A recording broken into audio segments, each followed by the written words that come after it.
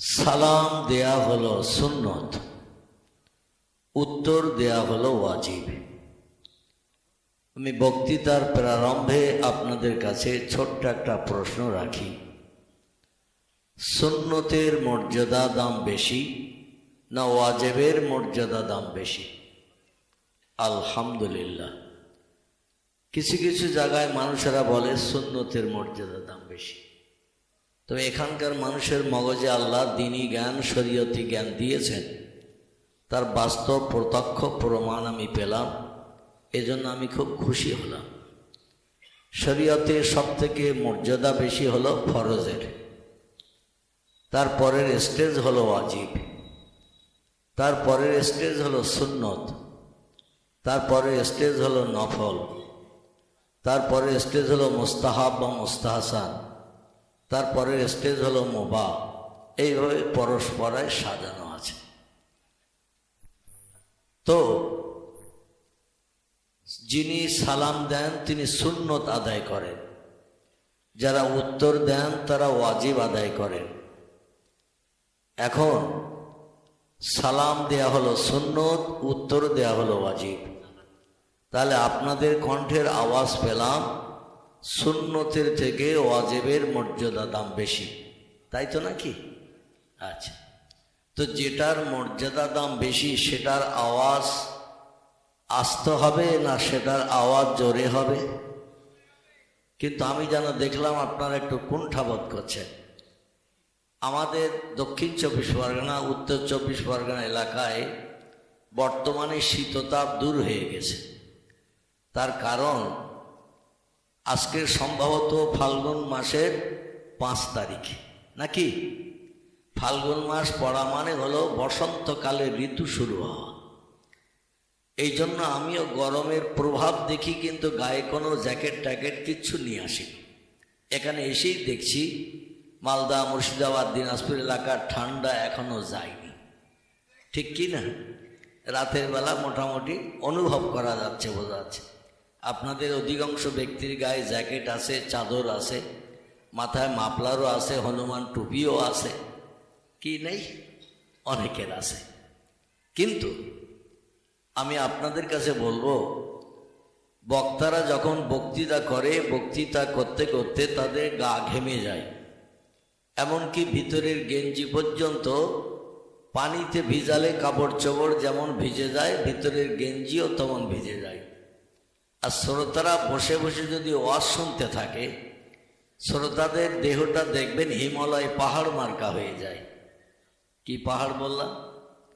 হিমালয় পাহাড়। হিমালয় পাহাড় ঠান্ডা না গরম? ঠান্ডা। তো আমি চাই না আপনারা হিমালয় পাহাড়ের মতো ঠান্ডা বরফ মার্কা হয়ে যান। কারণ তত্ত্ববিদেরা তথ্য দিয়েছেন, হিমালয় পাহাড় থেকে 4 কিলোমিটার দূরে কোনো মানুষ যদি খালি গায়ে ঘন্টা 4 দাঁড়িয়ে থাকে, তার জন্য বাঁশ কাটতে হবে, কাফনের কাপড় কিনতে হবে। বুঝতে পেরেছেন? ঘন্টা 4 যদি হিমালয় পাহাড় থেকে 4 কিলোমিটার দূরে খালি গায়ে দাঁড়িয়ে থাকেন, নেপাল ভুটানের দেশে অবস্থিত হিমালয় পাহাড়, এই পাহাড়ের ভিতর দিয়ে, এই পাহাড়ের মাধ্যম দিয়ে যে ঠান্ডা বরফ মার্কা আবহাওয়া বার হয়, তার কারণে মানুষ আড়ষ্ট হয়ে মারা যায়। আমি চাই না এই রাত 11টার পরে আপনারা বসে বসে ওয়াজ শুনতে যে আড়ষ্ট মার্কা হয়ে যান। এজন্য আমি মাঝে মাঝে আপনাদের একটু কণ্ঠের আওয়াজ তুলতে বলবো। আপনারা আমার সঙ্গে একটু কণ্ঠের আওয়াজ তুলবেন, তাহলে বক্তার দেহ যেমন গরম হবে, আপনাদের দেহ গরম হবে। ইবলিশ শয়তান কুমন্ত্রণা ধোঁকা দিয়ে আমাদের মজলিস ছাড়া করতে পারবে না। রাজি আছেন সকলে? তাহলে যেটার মর্যাদা বেশি সেটা হলো ওয়াজিব। সালাম দিলে সওয়াব পাওয়া যাবে 10টা। কটা? 10টা। যিনি উত্তর দেবেন ওয়ালাইকুমুস সালাম, তার নসিবে সওয়াব জুটবে 90টা। তাহলে যিনি সালাম দিচ্ছেন তার সওয়াব বেশি না যিনি উত্তর দিচ্ছেন তার বেশি? উত্তর দিচ্ছেন তার বেশি। যার বেশি সওয়াব নসিবে জুটবে তার গলার আওয়াজ তো বক্তার থেকে একটু বেশি ওঠা উচিত।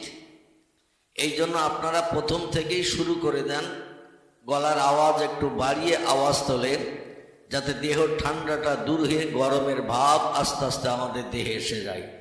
রাজি আছেন তো সকলে? তাহলে আমি আবার একটু সালাম দিই, আপনারা একটু গলা ছেড়ে আওয়াজ তোলেন। আসসালামু আলাইকুম ওয়া রাহমাতুল্লাহি ওয়া বারাকাতুহু।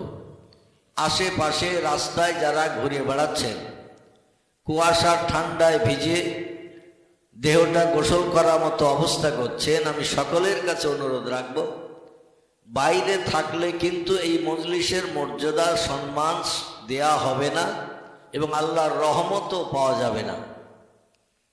আল্লাহর রহমত পেতে গেলে এই পান্ডেলের তলায় এসে বসতে হবে। মুরগিরা দেখবেন ডিম নিয়ে তা দেয় না, তাবায় মুরগিরা ডিম নিয়ে তা দেয় না।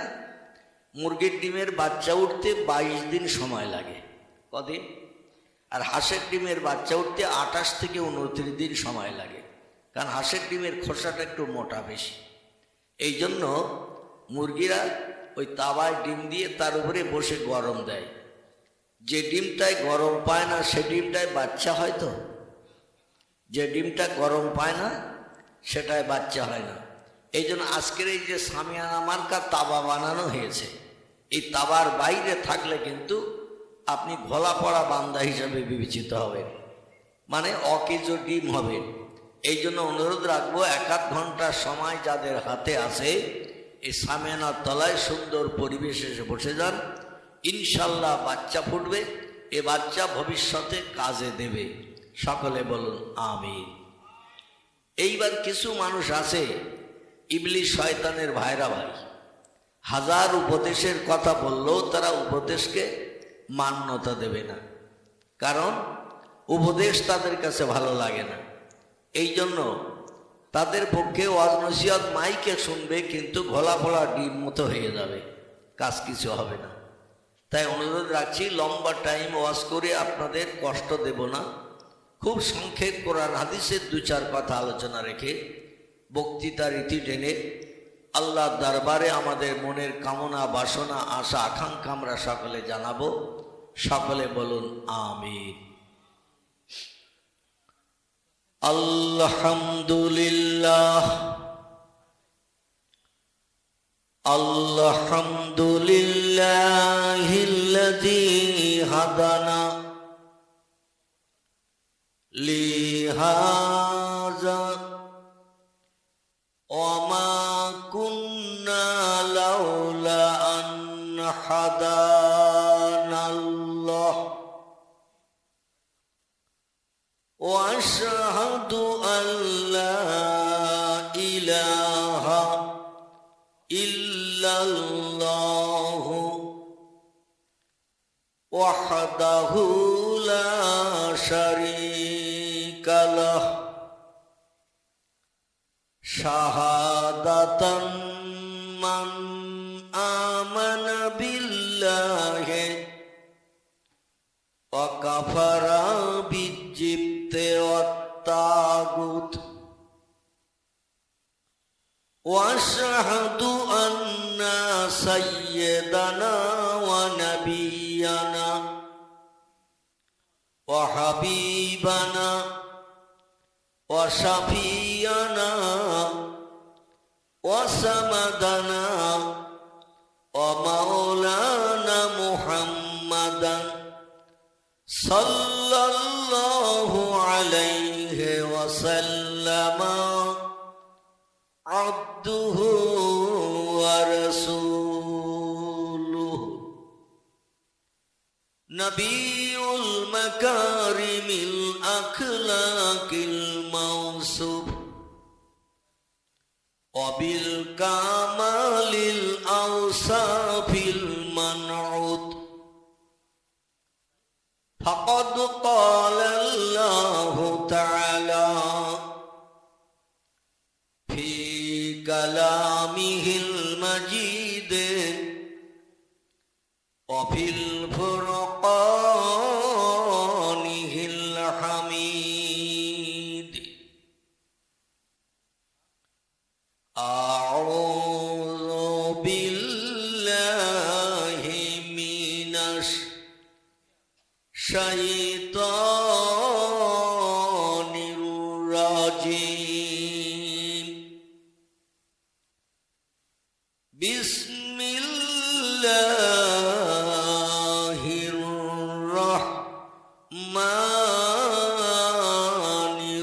রাহিম।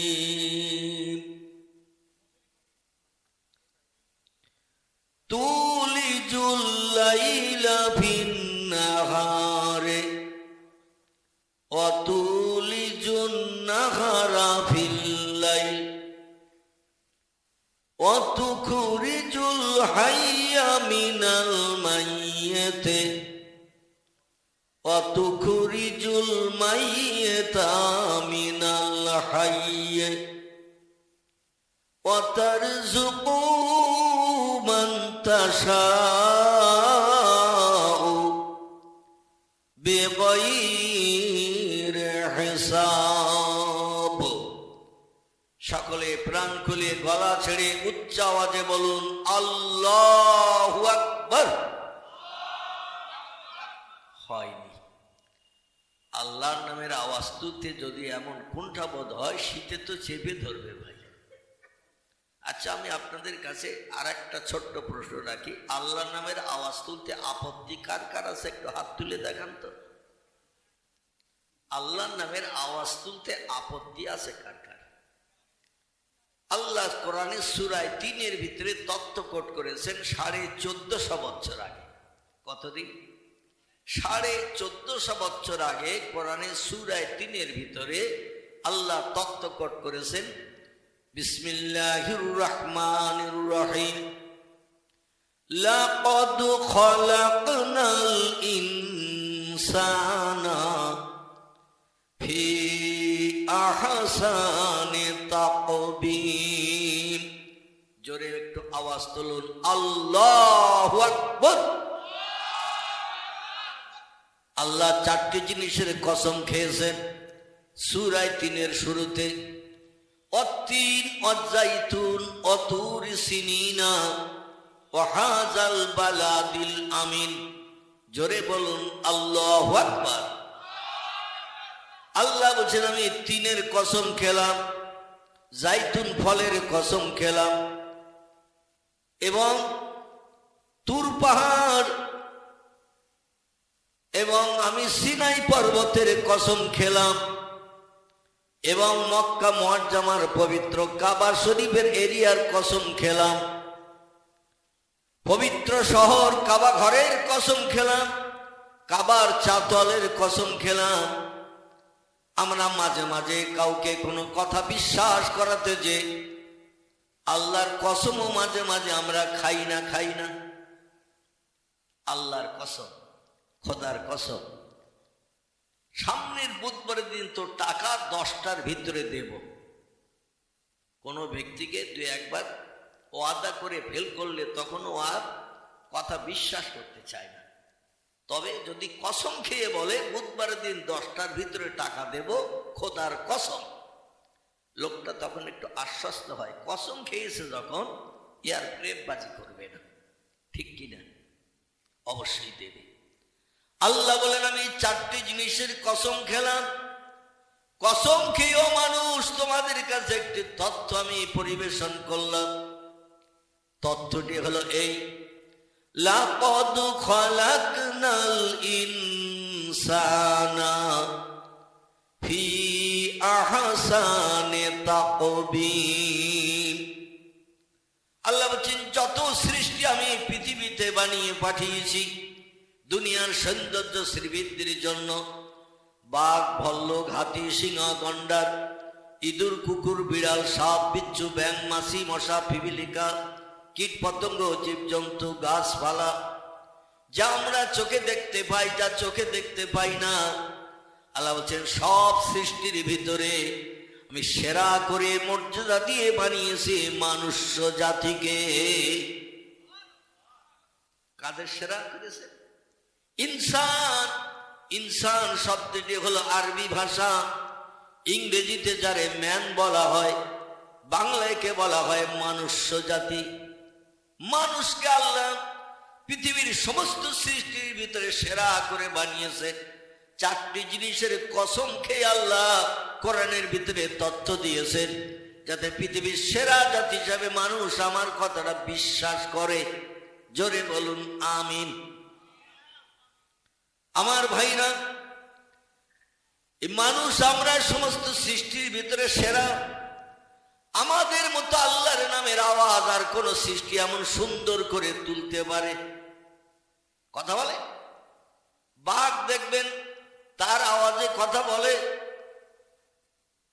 ভল্লুক তার আওয়াজে কথা বলে, হাতি তার আওয়াজে কথা বলে, গরু তার আওয়াজে কথা বলে, ছাগল তার আওয়াজে কথা বলে, কুকুর তার আওয়াজে কথা বলে। আমরা কি ওদের ভাষা বুঝতে পারি? যদিও আমাদের থেকে ওদের গায়ে শক্তি বেশি। বাবুই পাখির মগজের জ্ঞান কম নয়। আজ পর্যন্ত বিজ্ঞানীরা ফেল হয়ে গেছে এই বাবুই পাখির বাসা দেখে বাসা তৈরি করা। ঠিক বললাম না ভুল বললাম? বাবুই পাখির বাসা দেখি বিজ্ঞানীরা এখনো পর্যন্ত এমন বাসা, তাল গাছের পাতায়, খেজুর গাছের পাতায়, এমন বাসা এখনো পর্যন্ত মানুষ বানাতে পারেনি। তাহলে এর মগজে জ্ঞান আছে না নাই? আল্লাহ বলছে যদিও জ্ঞান তাদের মগজে আছে, কিন্তু মানুষ তোমরা যত সুন্দর করে আমার নামের আওয়াজ তুলতে পারো, এমন সুন্দর করে আমার নামের আওয়াজ আর কোন সৃষ্টি তুলতে পারে না। জোরে বলুন একটু সুবহানাল্লাহ। গরু ডাকে হুম্বা হুম্বা করে, ছাগল ডাকে প্যা প্যা করে, কুকুর ডাকে ঘেউ ঘেউ করে, পাখিরা ডাকে কিচির মিচির করে, বিড়াল ডাকে মাও মাও করে। আমরা বুঝতে পারি ওরা কি বলছে? পারি? আল্লাহ বলছেন ওয়াইন মিন শাইইন ইল্লা ইউসাব্বিহু বিহামদিহি। ও সৃষ্টির সেরা জাতি মানুষ, তোমরা শোনো। যত সৃষ্টি চোখে দেখতে পাও, যত সৃষ্টি চোখে দেখতে পাও না, সব সৃষ্টি আমার নামের জপ জিকির করে, আমার নামের তসবিহ পাঠ করে। তার কারণ হলো ওদের 5 পাটি চাল ঘরে নাই, 2 লাখ টাকা ব্যাংকে নাই, পুকুরে 3 বছরের পোষা মাছ নাই, জমিনে ওদের সবজি তৈরি করা নাই। ওরা সকাল যখন হয়, ভোর যখন হয়, বাসা ছেড়ে খাদ্য অন্বেষণের জন্য বেরিয়ে যায়। তখন আমি আল্লাহ আমার নামের জপ জিকির করে, আমার নামের তসবিহ করতে করতে বেরিয়ে যাই। আল্লাহ বলছেন লা ইয়াফকাহুনা ইল্লা তাসবিহাহু। ওদের ভাষা তোমরা বুঝতে পারো না, ওরা কার নামের জপ করছে, কার নামের আওয়াজ তুলছে। কারণ ওদের 5 পাটি চাল ঘরে নাই, ব্যাংকে 2 লাখ টাকা নাই, পুকুরে বড় মাছ পোষা ওদের নাই, জমিনে ওদের ফসল নাই। আমার রিজিকের উপর ওরা নির্ভর করে। আমি আল্লাহ কোন সৃষ্টিকে না খাইয়ে মারি না। জোরে একটু বলা যাবে না? কোন সৃষ্টিকে আমি না খাইয়ে মারি না। কারণ আমার নামের জপ করে যারা, আমার নামের জিকির করে যারা, আমার নামের তসবিহ পড়ে যারা, আমি আল্লাহ তসবিহতে বড় খুশি হয়ে যাই। যাদের কিছুই নাই কিন্তু তারা না খেয়ে মরে না, যারা মরে সব খেয়েই মরে। আল্লাহ বলছে ইন্নাল্লাহা ইয়ারযুকু মাইয়াশাউ বিগাইরি হিসাব। জোরে বলুন একটু আল্লাহু আকবার। আমার নামের তসবিহ যখন পড়ে, আমার নামের জপ জিকির করে, আল্লাহু আল্লাহ বলে, সুবহানাল্লাহ বলে, লা ইলাহা ইল্লাল্লাহর জপ করে, এমন করি আলহামদুলিল্লাহ বলে যখন আওয়াজ তোলে, আমি আল্লাহ খুশিতে বাগ বাগ হয়ে যাই। এই জন্য আমার রিজিক তাদের জন্য পরিবেশন করি। আগামীকাল সকালবেলা কি নসিবে জুটবে তাও তারা জানে না। আমি আল্লাহ আমার নামের জপ করার কারণে আমি তাদের না খাইয়ে মারি না। আমার ভাইরা, তো সব সৃষ্টির থেকে আল্লাহর নামের আওয়াজ আমার উত্তম রূপে ভালো করে কণ্ঠের আওয়াজ দিয়ে আল্লাহর নামের আওয়াজ আমরা যেমন তুলি, সুবহানাল্লাহ, আলহামদুলিল্লাহ, লা ইলাহা ইল্লাল্লাহ, আল্লাহু আকবার, এই আওয়াজ আর কোন সৃষ্টি আমাদের মতো তুলতে পারে? আর কেউ পারে না। আল্লাহ বলছেন ও মানুষ তোমরা শোনো, যত সৃষ্টি চোখে দেখতে পাও, যত সৃষ্টি চোখে দেখতে পাও না, সব সৃষ্টি আমি আল্লাহ আমার রিজিকের উপরে নির্ভর করে, আর আমার রিজিক পাওয়ার জন্য তারা আমার নামের জপ করে, আর আমার নামের জপ যখন করে আমি আল্লাহ বড় তাদের উপরে সদাই হয়ে যাই। এই জন্য আমি আল্লাহ তাদের রিজিক পরিবেশন করি। কোন শব্দের মাধ্যম দিয়ে? জোরে বলুন একটু আমিন। কোরআনের 22 পারার শেষে আল্লাহ একটি সূরা কোট করে দিয়েছেন। সূরাটির নাম হলো সূরাতুল ইয়াসিন। কি নাম? সূরাতুল ইয়াসিন। এই সূরা ইয়াসিনের একেবারে শেষে 2 লাইন আগে আল্লাহ পাক আয়াতটা কোট করে দিয়েছেন সূরা ইয়াসিনের শেষে, ইন্নামা আমরুহু ইজা আরাদা শাইয়ান আইয়াকুলা লাহু কুন ফায়াকুন। জোরে বলুন একটু আল্লাহু আকবার। আল্লাহ বলছেন আমি যখন কোনো বিষয় কোনো হুকুম করি, ইজা আরাদা শাইয়ান কোনো কিছু তৈরি করার পরিকল্পনা ইচ্ছা প্রকাশ করি, আইয়াকুলা লাহু আমার জবান দিয়ে শুধু একটু বলি কুন হ ফায়াকুন, সঙ্গে সঙ্গে সেটা হয়ে যায়। কোনো কিছু বানাতে তৈরি করতে 1 সেকেন্ডের জায়গায় 2 সেকেন্ড সময় কোনোদিন লাগেনি, এবং ভবিষ্যতও লাগবে না। তোমরা যেন ধারণা করিও না সলিমউদ্দিন চাচা 82 বছর বয়স, আব্দুল করিম দাদা 93 বছর বয়স, বুড়ো হয়ে গেছে, নিজে আর লাঠি ছাড়া হাঁটতে পারে না। বয়স বৃদ্ধ হওয়ার কারণে লাঠি তার ভর করে চলতে হয়। তোমরা যেন ধারণা করিও না আমি আল্লাহ আমার বয়স সব সৃষ্টির থেকে বেশি না কম। সব সৃষ্টি থেকে আল্লাহর বয়স বেশি, কারণ যখন কিছুই ছিল না তখন ছিলেন কে? তখন ছিলেন আল্লাহ। এই জন্য বলছেন সব সৃষ্টির আগে আমি, এবং ভবিষ্যতেও তোমরা যখন থাকবে না তখনও থাকবো আমি। জোরে বলুন সুবহান। বর্তমান প্রযুক্তি যুগের বিজ্ঞানীরা বলছে পৃথিবীর বয়স যদি 10,000, 20,000, 50,000 বছর পৃথিবীর বয়স হয়ে থাকে, আরে পৃথিবী যদি আল্লাহ বানিয়ে থাকে তাহলে আল্লাহ সলিমউদ্দিন চাচার থেকে আরো কত বেশি বুড়ো হয়ে গেছে, আব্দুল করিম দাদার থেকে আরো কত জয়ী হয়ে গেছে। আগে আল্লাহর যৌবন বয়সে ক্ষমতা শক্তি আমাদের মতো বেশি ছিল, বুড়ো হওয়ার কারণে দেহের শক্তি ক্ষমতা সব লেস হয়ে গেছে। এখন অপরের সাহারা নিয়ে হাঁটতে চলতে হয়। চিল্লায়ে বলুন একটু নাউজুবিল্লাহ। আল্লাহ কি আমাদের মতো এই রকমটা? আল্লাহ পাক রব্বুল আলামিন বলছেন, এই পৃথিবীর মানুষ তোমরা শোনো, তোমরা বাল্যকাল থেকে যৌবন কালে পতিত হবে, যৌবন কাল থেকে বার্ধক্যকালে উপনীত হবে। তাই বলে তোমাদের জীবন যৌবনের দিকে দৃষ্টি নিক্ষেপ করে, বয়সের দিকে দৃষ্টি নিক্ষেপ করে আমাকে যেন অমন ধারণা করিও না আমি অতীতে ছিলাম যেমন, বর্তমানে আসিও তেমন, ভবিষ্যতেও থাকবো তেমন না, বুড়ো হবেন। আল্লাহ বলছেন তোমরা বৃদ্ধ হবে, বুড়ো হবে, কোনো সন্দেহ নাই। তার কিছু নমুনা কারণ আছে। আমার যেন সলিমউদ্দিন চাচা আব্দুল করিম দাদার মতো বুড়ো ধারণা করিও না, কারণ আমি তোমাদের সামঞ্জস্য নই। তোমাদের খাওয়ার দরকার হয়, আমি আল্লাহ খাই না। তোমাদের পেশাবের দরকার হয়, আমি আল্লাহ জীবনে কোনদিন পেশাব করি না। তোমাদের পায়খানার দরকার হয়, আমি আল্লাহ কোনদিন পায়খানা করি না। ও মানুষ তোমাদের ঘুমানোর দরকার হয়, আমি আল্লাহ কোনদিন ঘুমাই না। এই জন্য অতীতে ছিলাম যেমন, বর্তমানে আছি তেমন, ভবিষ্যতেও থাকবো তেমন, আমার কোনো পরিবর্তন হবে না। লা তাখুযুহু সিনাতু ওয়ালা নাউম। আয়াতুল কুরসি কোরআনের মর্যাদাবান সম্পদ হলে আয়াতুল কুরসি। আল্লাহর পরিচয় সম্পর্কে তথ্য পরিবেশন করা হয়েছে সূরা ইখলাসে, যেমন আল্লাহর পরিচয় চিঠি সম্পর্কে তথ্য পরিবেশন করা হয়েছে। কুল হু আল্লাহু আহাদ আল্লাহুস সামাদ। জোরে বলুন একটু আল্লাহু আকবার।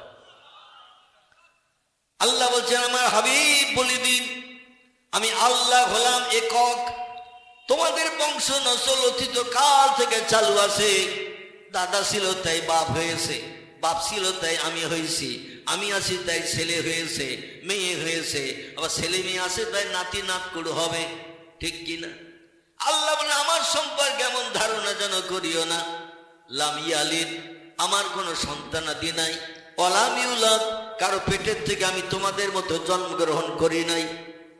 ওয়ালাম ইয়াকুল্লাহু কুফুয়ান আহাদ, আমি অতীতে ছিলাম একা, বর্তমানে আছি একা, ভবিষ্যতেও থাকবো একা। ও মানুষ, এই জন্য আমি তোমাদের একটি তত্ত্ব ঘোষণা করলাম, সেটি হলো লা তাখুযুহু সিনাতু ওয়ালা নাউম।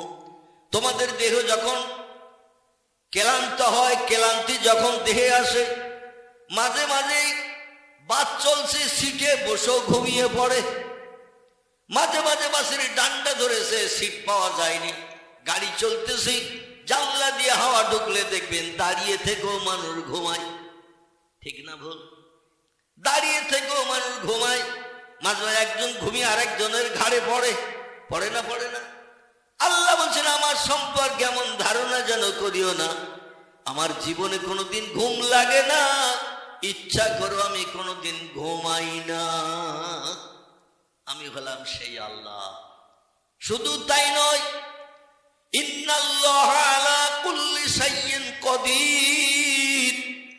আল্লাহ বলছেন যে শক্তি তোমাদের নাই, যে ক্ষমতা তোমাদের নাই, কিয়ামত পর্যন্ত যে ক্ষমতার অধিকারী তোমরা হতে পারবে না, আমি আল্লাহ সেই ক্ষমতার অধিকারী অধিষ্ঠিত হয়ে আছি। আমার সঙ্গে পাল্লা দিয়ে কোনোদিন তোমরা সামঞ্জস্য হতে পারবে না, আমার উপরেও তোমরা কোনোদিন যেতে পারবে না। জোরে বলুন একটু সুবহান। আল্লাহ পাক তার নিজের পরিচয় সম্পর্কে তথ্যগুলো কোরআন পাকের ভিতরে 1450 বছর আগে ভরে দিয়েছেন। কোরআন আল্লাহ একটি তথ্য দিয়েছেন, কারণ বাঘ তো কোরআন পড়ে না, ভল্লুক কোরআন পড়ে না, হাতি কোরআন পড়ে না, সাপ বিচ্ছু ব্যাং ইঁদুর কুকুর বিড়াল গরু ছাগল হাঁস মুরগি এরা কেউ কোরআন পড়ে? এরা কেউ কোরআন পড়ে না। কোরআন পড়ে কারা? কথা বলেন। সৃষ্টি শ্রেষ্ঠ সেরা জাতি যারা, এরা হলো মানুষ। মানুষের কল্যাণের জন্য, উপকারের জন্য, মানুষকে সুপথ দেখানোর জন্য, অন্যায় অপকর্ম থেকে মানুষকে বিরত থাকার জন্য আল্লাহ পাঠিয়েছেন আসমানি শেষ কেতাব, যে কেতাবটাই মাদ্রাসায় পড়ানো হয়, ঠিক না ভুল? আচ্ছা, 1450 বছর আগের কোরআন আর বর্তমান কোরআনে কোনো ডিভাইডেড পার্থক্য কিছু দেখা দিয়েছে? 1450 বছর আগে যা ছিল বর্তমানে তাই আছে এবং ভবিষ্যতেও তাই থাকবে। কারণ পৃথিবীতে যত ধর্মগ্রন্থ আছে, কম বেশি আমি গোটা কয়েক ধর্মগ্রন্থের নাম বলি। কারবা নাম বেদ, কারবা নাম পুরাণ, কারবা নাম গীতা, কারবা নাম ভগবত, কারবা নাম রামায়ণ, কারবা নাম মহাভারত, কারবা নাম জেন্দাবস্থা, কারবা নাম গ্রন্থ সাহেব, কারবা নাম মনুসংহিতা, কারবা নাম উপনিষদ, কারবা নাম তৌরিদ, কারবা নাম জব্বুর, কারবা নাম ইঞ্জিল। এভাবে পৃথিবীতে বহু ধর্মগ্রন্থ আছে। কালের করাল গতিতে অধিকাংশ ধর্মের রূপ পরিবর্তন হয়েছে। কালের করাল গতিতে মানুষ ধর্মগ্রন্থের আইন মানতে যেগুলো হার্ড কড়া কড়া লেগেছে, সেখানে কেটে কুটে আবার সহজ করে দিয়েছে, যার কারণে অধিকাংশ ধর্মগ্রন্থ এখন আর পূর্বের সেই ধর্মগ্রন্থ নাই। তৌরিদ, জব্বুর, ইঞ্জিল, বেদ, পুরাণ, গীতা, ভগবত যা আছে 3000 3500 বছর আগের ধর্মগ্রন্থ, আগে যা ছিল এখন তা নাই। কিন্তু আমাদের কোরআনে পূর্বে ছিল 114টি চ্যাপ্টার, সূরা, অধ্যায় এবং 6666টি বাক্য, আয়াত, সেন্টেন্স, 3,44,740টি হরফ, বর্ণমালা, অক্ষর। কোন বর্ণনাকারীরা অক্ষর গুনতে যে কিছু তাৎপর্য একটু পাল্টে দিয়েছেন, মানে একমত অনেকে হন নাই। তো যাই হোক, এই অক্ষর সম্পর্কে কিন্তু আয়াত এবং চ্যাপ্টার, অধ্যায়, সূরা সম্পর্কে সকলে একমত। জোরে বলুন সুবহানাল্লাহ। তো দেখতে দেখতে 1450 বছর হয়ে গেছে কোরআন, এখনো পর্যন্ত কোন আয়াতের পরিবর্তন হয়েছে? কথা বলেন। কোন সূরা বা চ্যাপ্টার বাক্যের কোনো পরিবর্তন হয়েছে? হয় নাই, আগে যা ছিল তাই। কিন্তু আর যত ধর্মগ্রন্থ আছে অধিকাংশ ধর্মগ্রন্থ আলগা করলে পুরানো ধর্মগ্রন্থের সঙ্গে কোনো সামঞ্জস্য নাই, সব পাল্টাপাল্টি করা হয়েছে। যেখানে আইন কড়া কড়া ছিল সেগুলো কেটে সহজ করা হয়েছে। কোরআনের কোনো তত্ত্ব কাটার অধিকার মানুষের আছে? কারণ বেদ মানুষ লিখেছে, পুরাণ মানুষ লিখেছে, গীতা মানুষ লিখেছে, ভগবত মানুষ লিখেছে, রামায়ণ মানুষ লিখেছে, মহাভারত মানুষ লিখেছে, জেন্দাবাস্তা মানুষ লিখেছে, গ্রন্থ সাহেব মানুষ লিখেছে, অনুসংহিতা মানুষ লিখেছে, উপনিষদ মানুষ লিখেছে। আমার ভাইরা, যত ধর্মগ্রন্থ আমরা বাস্তব চোখে দেখতে পাই, অধিকাংশ ধর্মগ্রন্থের মালিক হলো মানুষ। আমাদের ধর্মগ্রন্থের মালিককে আর একটু জোরে বলেন। আমাদের ধর্মগ্রন্থের মালিক হলেন তিনি। খলাকাস সামাওয়াতি ওয়াল আরদ, মাথার উপরে যে নীল আকাশ দেখি, এই আকাশটা বানিয়েছে কে? এই तमाम পৃথিবীতে বর্তমান 256টির মতো দেশ বিদ্যমান। কিছুদিন আগে ছিল 228টি। বর্তমানে বিভিন্ন শক্তিশালী দেশগুলো নরমাল দেশের সঙ্গে মোকাবেলা করে অগ্নিঅস্ত্র ব্যবহার করে ছোট ছোট দেশগুলো দখল করে নিয়ে নতুন নতুন নামকরণ করছে। যার কারণে এখন বর্তমান গুগল সার্চ করে দেখবেন বর্তমান দেশের সংখ্যা 256টির মতো। এই तमाम পৃথিবীতে যত দেশ সাগরের মাঝখানে সব বিদ্যমান। বিজ্ঞানীরা তথ্য দিয়েছে পৃথিবীর 3 ভাগের 2 ভাগ হলো পানি, 1 ভাগ মাটি। বর্তমান যুগের বিজ্ঞান বলছে ইট ইজ রং। যে তত্ত্ব আমাদের বাপ দাদারা দিয়েছিল তত্ত্বটা সঠিক নয়, কারণ তখনকার যন্ত্রপাতি মেশিন ভালো ছিল না। এখন ভালো যন্ত্রপাতি মেশিন বানানোর কারণে দেখছি পৃথিবীতে 4 ভাগের 3 ভাগ পানি, 1 ভাগ মাটি। আগামীতে বিজ্ঞান যারা আসবে নাতিনাতকুর, ওরা নতুন যন্ত্র আর এখনকার থেকেও ভালো বানাবে না। প্রথম যখন মোবাইল মেশিন বার হলো, ছোট্ট ছোট্ট মোবাইল মেশিন, টাচ মেশিন নয়, এই মোবাইল মেশিন এসে কেবল কথা বলা যেত।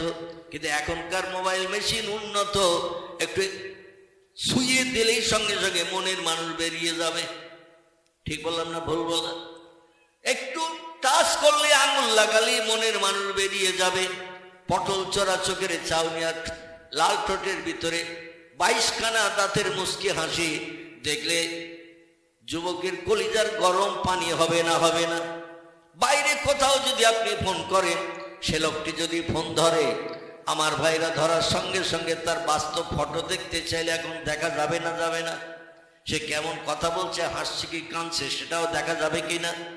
হাজার হাজার মাইল দূরে আপনি ফোন করবেন, সঙ্গে সঙ্গে সেখানকার ফটো আপনার কাছে পৌঁছে দিয়ে দেবে। এখানকার ফটো সেখানে পৌঁছে দিচ্ছে, বিজ্ঞানের উন্নতি। এরপরে আবার নতুন কত যন্ত্র বার হবে, মানুষ থক হয়ে যাবে।